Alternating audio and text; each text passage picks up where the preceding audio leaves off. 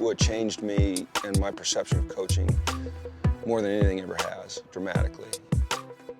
Jim, you went through an unimaginable tragedy 2 years ago, almost exactly 2 years ago. Walk-on wide receiver Nick Pasquale was hit by a car and killed. You got the call from his dad, and you drove up and you sat with this family the night that their son was taken from them.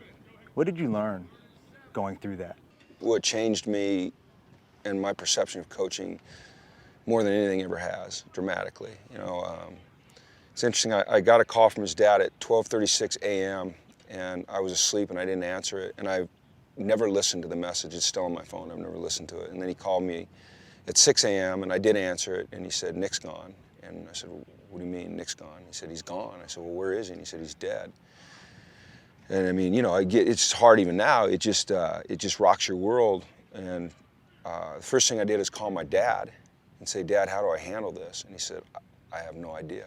Just do what you think's best." So I got in my car and just drove down to San Clemente that morning and tried to spend as much time as I could with them that day. There was media around, and I'm a little bit more versed in dealing with the media than they are, and just tried to comfort them. And then it was, dealing with his teammates. And it changed me and how I look at coaching and these players in a dramatic way. The interesting thing about Nick was the amazing impact that he had on this team in really less than 2 years. His dream was to play football at UCLA. His dream was to play in a game at UCLA, and the week before he died, he got in for a play. He got in for a play. He was a walk-on. He was the grittiest, toughest dude. I mean, our guys, they loved him. There's no doubt in my mind he would have ended up being a captain here. Even if he didn't play, that's how our players felt about him. Tougher than nails, and just a great kid. And he got in that game because we'd gotten a lead, and we could start putting guys in that wouldn't normally play in a game. So he got to play in that game because our starters did such a good job of getting a lead. And so we've always just kind of kept that in mind. Every player out here has a dream of what they want to achieve, and we're responsible to each other to make sure that we help each other reach that dream. And for me, it just just made me realize just how much impact you can have, on a young man's life or a family's life by embracing their dreams.